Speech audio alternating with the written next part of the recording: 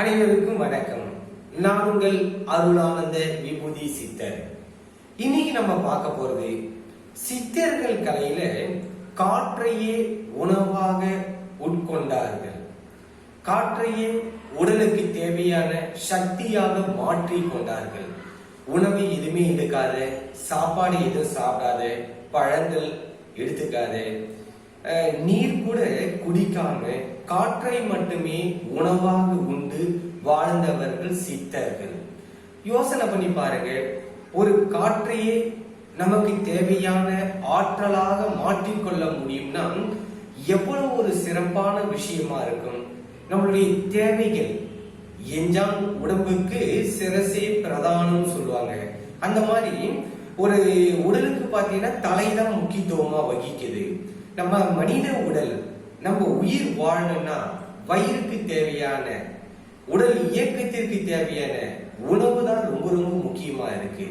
அந்த விதத்துல காற்றையே உணவாக உட்கொண்டு வாழக்கூடிய கலையை நம்ம தெரிஞ்சுக்கிட்டா எவ்வளவு ஒரு சிறப்பம்சம் பொருந்தியதா இருக்கும் நம்மளுடைய வாழ்நாள்ல. அந்த விதத்துல சித்தர்கள் கலையாகிய காற்றையே உட்கொண்டு உணவாக வாழக்கூடிய ஒரு கலையை தான் இன்னைக்கு நம்ம தெரிஞ்சுக்க போறோம். அதுக்கு அடுத்து ஏற்கனவே அஷ்டமா சித்தியில அனிமா சித்தியை நம்ம பார்த்திருக்கோம். இப்ப பார்க்க போறது இன்னைக்கு மகிமா என்ற ஒரு அஷ்டமா சித்தியை நம்ம தெரிஞ்சுக்க போறோம். மகிமா என்றால் சின்னதா இருக்கக்கூடிய ஒரு பொருளை பெருசாக கொடுத்துட்டு மகிமா என்று சொல்லுவாங்க. ஏற்கனவே நம்ம அனிமா அஷ்டமா சித்தியில அனிமா பார்த்திருக்கோம். பெருசா இருக்கக்கூடிய ஒரு பொருளை சிறுசாக்கக்கூடிய ஒரு கலையை நம்ம தெரிஞ்சுக்கிட்டு இருக்கோம். இன்னைக்கு சிறுசா இருக்கக்கூடிய ஒரு பொருளை பெருசா மாற்றக்கூடிய ஒரு கலைக்கு பேர் தான் அஷ்டமாசித்துல மகிமா என்று சொல்வார்கள். அந்த கலையை இன்னைக்கு நம்ம தெரிஞ்சுக்க போறோம். காற்றையே உணவாக உட்கொள்வது, அதுக்கடுத்து மகிமா என்ற அஷ்டமா சித்தியை தான் நம்ம இன்னைக்கு தெரிஞ்சுக்க போறோம். வாங்க பார்க்கலாம்.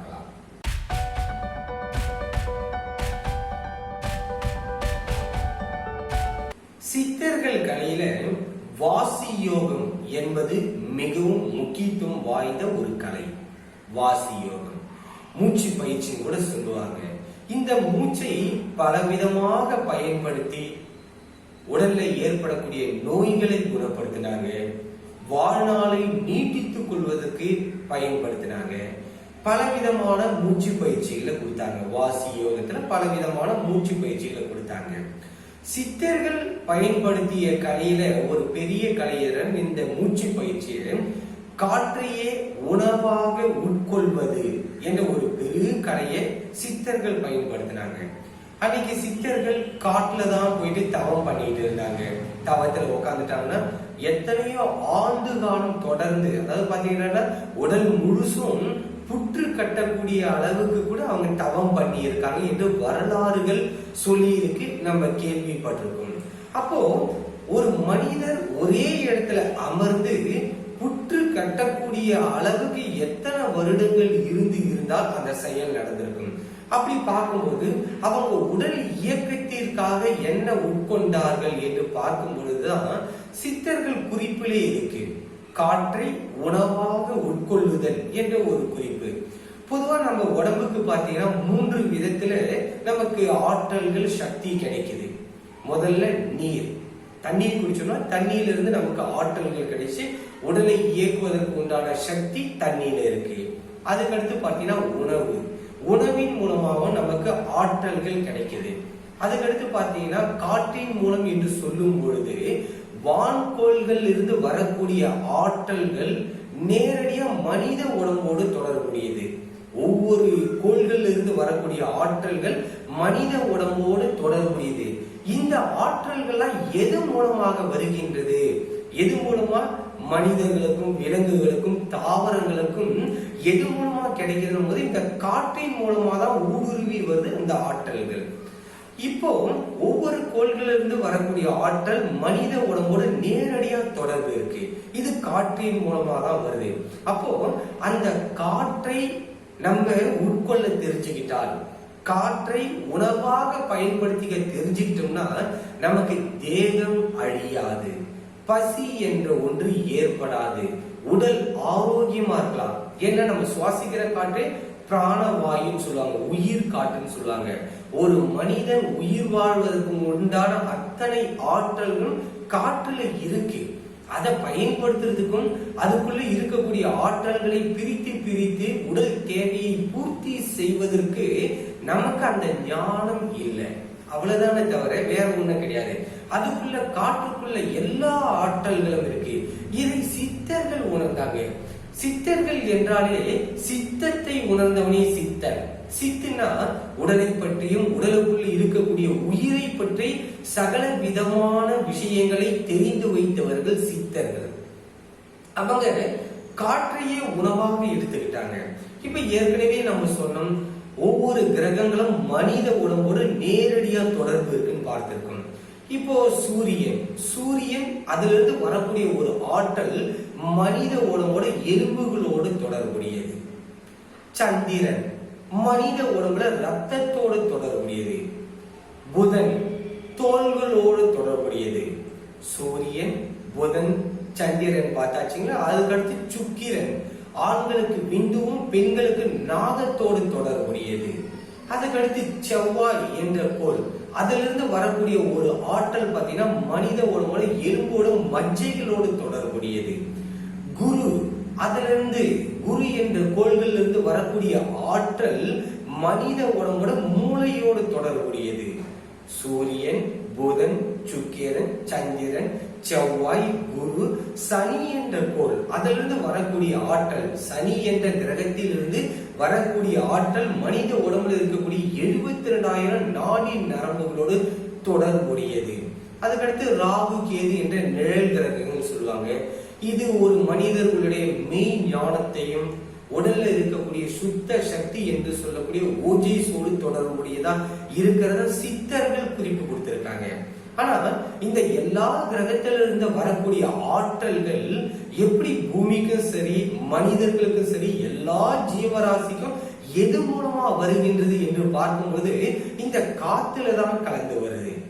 இப்ப பேசிக்கிட்டு இருக்கோம், ஒரு போன் எடுக்கிறோம், போன் எடுத்து கால் பண்றோம். உலகத்துல எந்த மூலையில இருக்கக்கூடிய நபருக்கு நீங்க பேசினாலும் உடனே பேச முடியுது. உங்களோட போனுக்கும் அவரோட போனுக்கும் எந்த தொடர்புமே, அதாவது எந்த ஒரு ஒயர் தொடர்புமே கிடையாது. ஒயர்லெஸ் என்ற முறையில காற்றின் மூலமாக தான் இந்த ஒரு செயலே நடைபெறுது. ஏன்னா காற்றுக்குள்ள எல்லா இயக்கத்திற்கு உண்டான ஆற்றல் இருக்கு. அதை பிரிச்சு பிரிச்சு பார்த்து அதுக்கேற்ற மாதிரி டியூன் பண்ணும்போது அந்த செயல்கள் நடக்குது. கோடிக்கணக்கான மக்கள் ஒரே நேரத்துல கோடிக்கணக்கான இந்த செல்போனை பயன்படுத்திட்டு இருக்காங்க. ஆனா ஒவ்வொரு நம்பருக்கும் கரெக்டா போதே தவிர எதுவுமே மேக்சிமம் பார்த்தீங்கன்னா கிராஷ் டாக் ஆகுறது கிடையாது. இதோ ரேர் அந்த மாதிரி இருக்கு. அப்படி இருக்கிற பட்சத்துல பார்த்தீங்கன்னா அப்போ ஒரு கோடிக்கணக்கான மக்கள் ஒரே நேரத்துல உலகம் முழுவதும் பேசினாலும் எந்த தங்கு தடைகள் இல்லாம எந்த இடையூறுகளும் இல்லாம எல்லாராலையும் பார்க்க முடியுது, கேட்க முடியுதுன்னா அப்ப இந்த காற்றுக்குள்ள எல்லா இயக்கத்திற்கு உண்டான சாதனங்கள் காற்றுக்குள்ளவே இருக்கு. எல்லா இயக்கத்திற்கு உண்டான ஒரு சாதனம் அதுக்குள்ள இருக்கு. அதை பகுத்து பார்த்து பயன்படுத்தக்கூடிய நாலேஜ் தான் நம்ம கிட்ட குறைவா இருக்கு. அந்த விதத்துல சித்தர்கள் ஏற்கனவே இந்த காற்றுக்குள்ள இருக்கக்கூடிய ஆற்றலை தன்னுடைய உடலுக்குள்ள எடுத்துக்கிட்டு உணவாகவே காற்றையே உணவாக உட்கொண்டு உயிர் வாழ்ந்தாங்க. காற்று. சோ அந்த ஒரு கலையை தான் நம்ம இன்னைக்கு தெரிஞ்சுக்க போறோம். காற்றையே உணவாக மாற்றக்கூடிய ஒரு கலை. இது பண்றதுக்கு மிகவும் எளிமையான முறை. நல்ல அழகா ஒரு சேர்ல உட்கார்ந்து பண்ணலாம், தரையில உட்கார்ந்து பண்ணலாம். நீங்க எப்பயாவது டிராவல் எங்கேயாவது போயிட்டு இருக்கீங்கன்னா அந்த நேரத்துல பண்ணலாம். இதுக்குன்ற ஒரு இடம் உங்களுக்கு எதுவுமே தேவை கிடையாது. நீங்க எங்க இருந்தாலும் இந்த காற்றையே உணவாக உட்கொள்ளத்தக்க ஒரு பயிற்சியை நீங்க பண்ணலாம். மிகவும் எளிமையானது. அழகா உட்கார்ந்துடுங்க. காற்றை முதல்ல வெளியில இருக்கக்கூடிய காற்றை நல்ல வாய் மூலமா இழுத்து அப்படியே உங்க வயிற்றுக்குள்ள அடைக்கிறீங்க. பாருங்க, நல்ல காற்றை வாய் மூலமாக உறிஞ்சி அப்படியே உங்க வயிற்றுல நிரப்புறீங்க.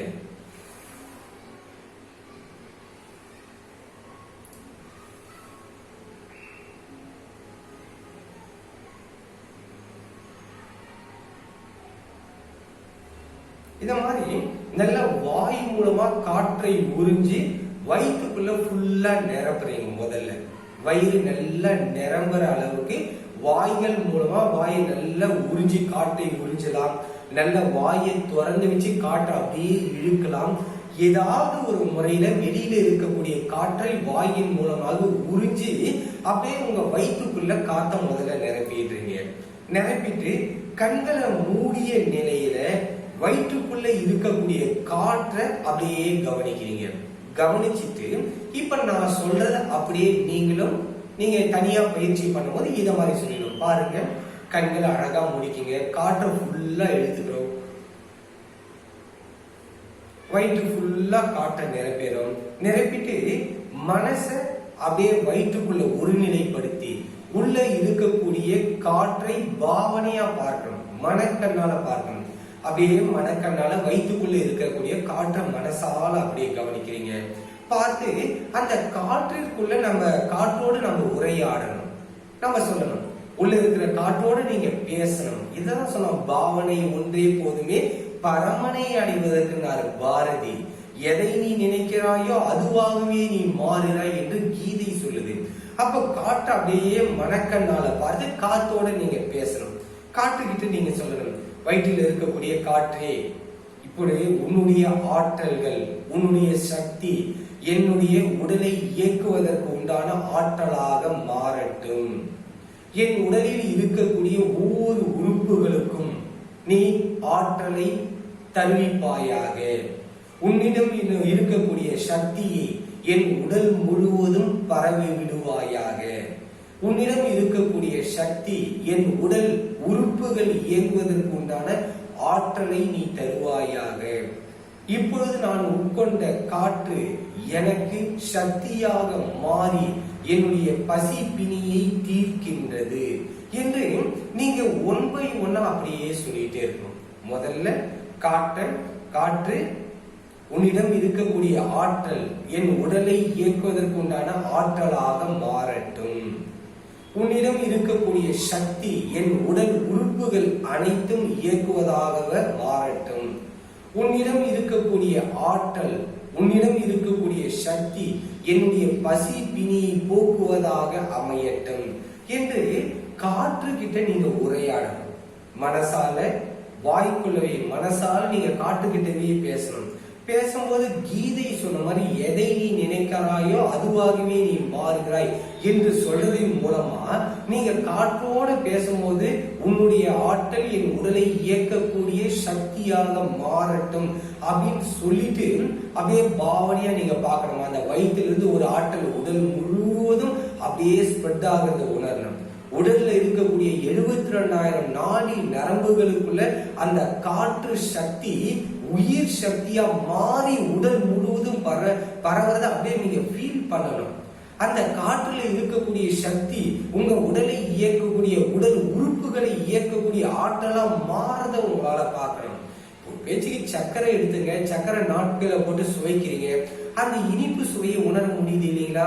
வெயில்ல போறீங்க, அதிகப்படியான வெயில் இருக்கு, வெளியில போனா அந்த வெயிலோட தாக்கம் உங்க தோல்ல பட்டோடனே அப்படியே சுள்ளுன்னு குத்துறத உணர முடியுது இல்லைங்களா? இது எல்லாமே உணர்வுகள் தானே. அதே மாதிரிதான் காற்றோட நீங்க பேசுறீங்க. உன்னிடம் இருக்கக்கூடிய ஆற்றல் என் உடல் முழுவதும் இயக்கக்கூடிய சக்தியாக மாறட்டும் அப்படின்னு சொல்லிட்டு அந்த வயிற்றிலிருந்து ஒரு ஆற்றல் உங்க உடல் முழுவதும் அப்படியே பரவுறத நீங்க நல்லா உணர முடியும். இந்த மாதிரி நீங்க சொல்லிட்டே வந்தீங்கன்னா உடனே அந்த நேரமே உங்களுக்கு பசி குறையறத உங்களால உணர முடியும். சித்தர்கள் இந்த கலையை பயன்படுத்தி தான் காற்றையே உணவாக உட்கொண்டார்கள். அவருக்கு பசியே எடுக்காது. ஏன்னா காற்றில் எல்லா சக்தியும் இருக்கு. காற்றுக்குள்ள பிரபஞ்சம் இயங்குவதற்கு உண்டான அத்தனை ஆற்றலும் இருக்கு. தோற்ற பொருள்கள் அத்தனையை இயக்கக்கூடிய சக்தி அதுல இருக்கு. அதுல பேர் அறிவு இருக்கு, பேர் ஆற்றல் இருக்கு. எல்லாவற்றையும் இயக்கக்கூடிய அந்த இறை ஞானம், இறை சக்தி அந்த காற்றுக்குள்ள நிரம்பி இருக்கு. அந்த காற்றை நமக்கு சாதகமா பயன்படுத்திக்கிறோம். இந்த பிரணயாமம் என்ற முறையில காற்றையே உணவாக உட்கொள்ளுதல் சித்தர் கலையில இது ஒரு கலை. இந்த விதத்துல காற்றை நீங்க சாப்பிட்டு சாப்பிட்டு நல்லா உறிஞ்சி வயிறு ஃபுல்லா நிரப்பிட்டு வாயை மூடிக்கிட்டு மனசால காற்றோட உரையாடும் போது சக்தியாக மாற்றிக் கொள்கிறீர்கள். இப்ப எப்படி தண்ணி இருக்கு, தண்ணியில ஐஸ் பாக்ஸ்ல வச்சீங்கன்னா அந்த தண்ணி ஐஸ் கட்டியா மாறிடுது இல்லைங்களா? ஃப்ரீசர்ல வச்சோடனே தண்ணி அப்படியே பாத்தீங்கன்னா ஐஸ் கட்டியா மாறிடுது. அதே ஐஸ் கட்டி ஒரு பாத்திரத்துல போட்டு நல்ல அடுப்பை தீ மூட்டி வைக்கும்போது அந்த தண்ணி ஆவியா போயிடுது. அப்போ ஒரே பொருள் இன்னொரு பொருளா மாற்றம் அடைகிறது. ஒரு பொருள், ஒரு உருவம் இன்னொரு பொருளா திரு உருவம் அடைகின்றது, திரு உரு மாற்றம் அடைகின்றது. காற்று உணவாக மாறுகின்றது, காற்று சக்தியாக மாறுது. ஒரு கற்பூரம் எடுத்துக்கிறீங்க, கற்பூரத்தை கொளுத்துறீங்க. அந்த கற்பூரம் கொளுத்தும் போது பூ கற்பூரம் சொல்றாங்க இல்லையா? எந்த கற்பூரமா இருந்தாலும் சரி, பூ கற்பூரத்தை கொளுத்துறீங்க. அந்த கற்பூரம் எரியுது, நெருப்பு தெரியுது, ஆனா எப்படி கரைஞ்சதுன்னே தெரியல இல்லைங்களா?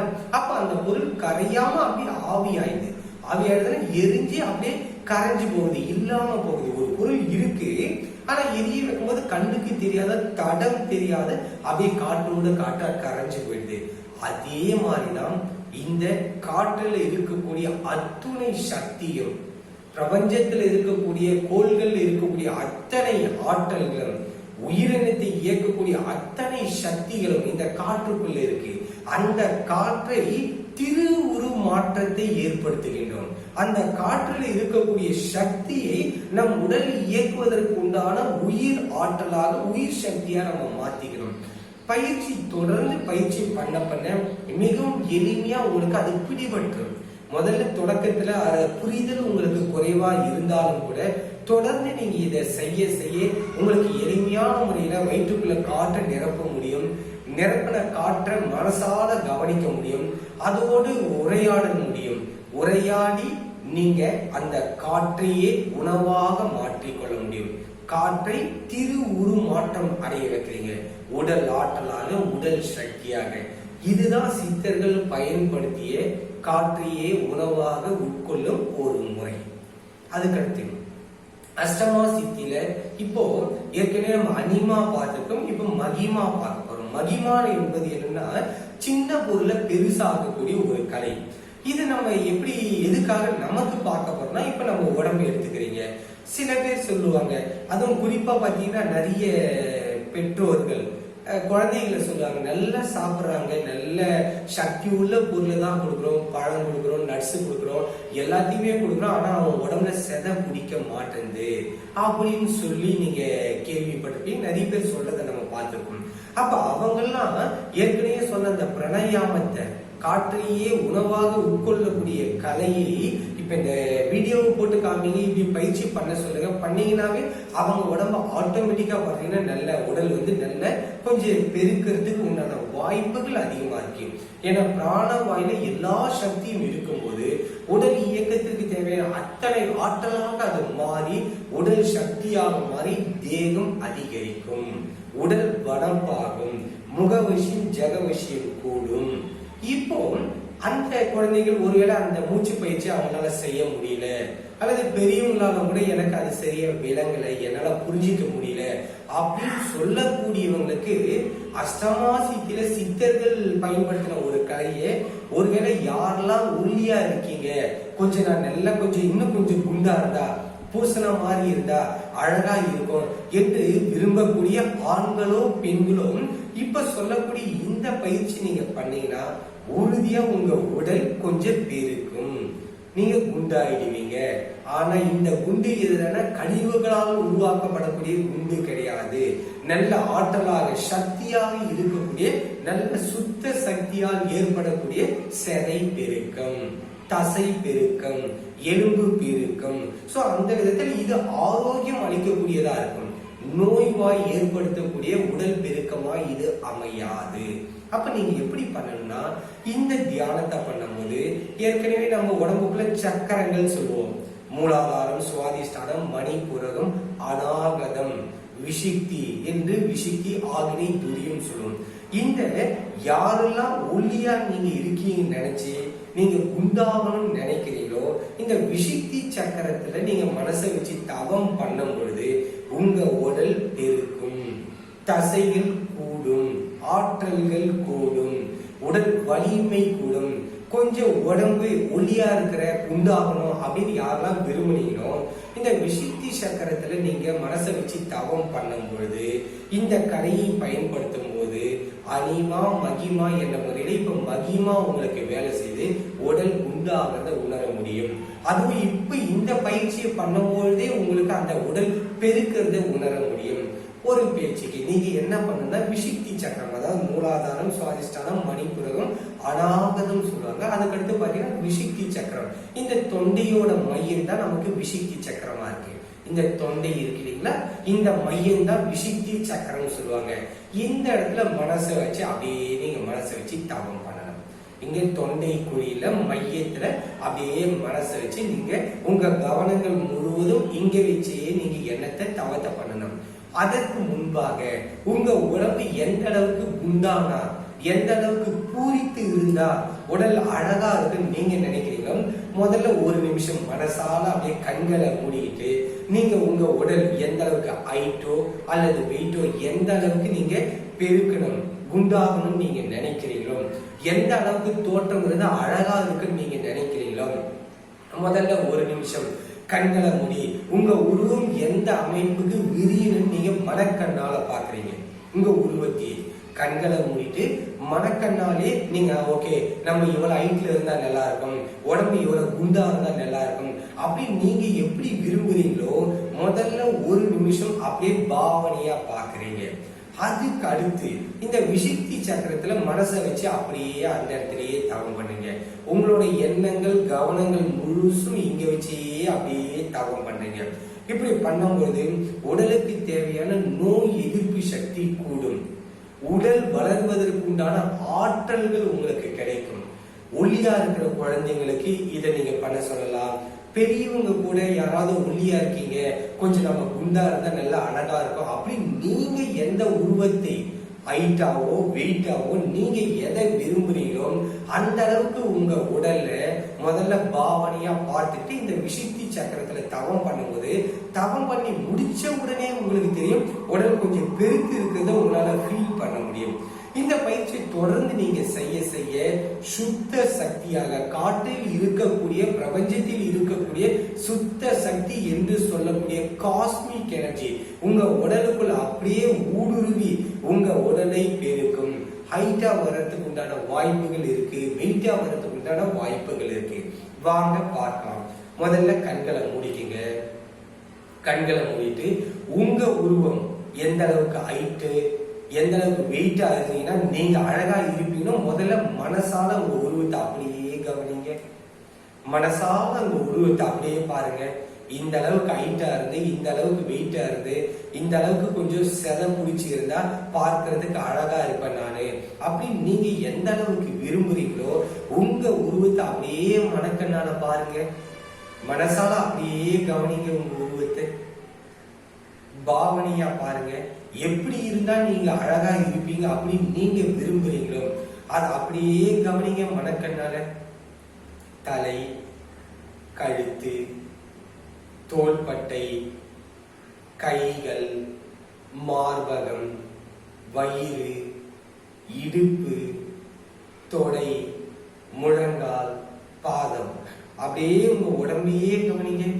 எவ்வளவு வெயிட், எவ்வளவு ஹைட், எவ்வளவு அழகா இருக்கீங்கன்றத உங்க மனக்கண்ணால பாருங்க.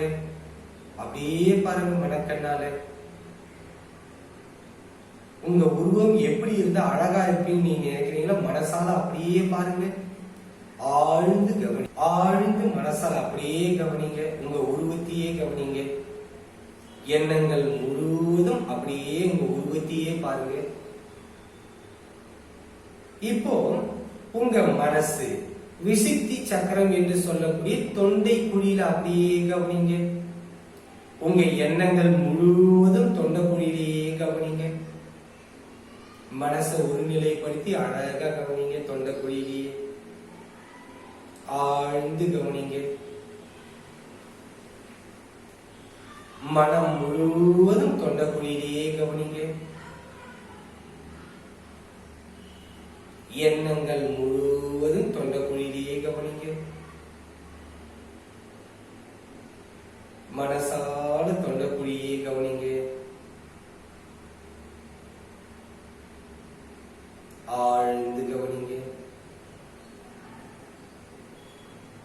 இப்போ உங்க உடல் முழுசும் அப்படியே கவனிங்க, தலையிலிருந்து பாதம் வரையும் நீங்க எப்படி இருந்தா அழகா இருப்பீங்க விரும்புனீங்களோ அப்படியே கவனிங்க.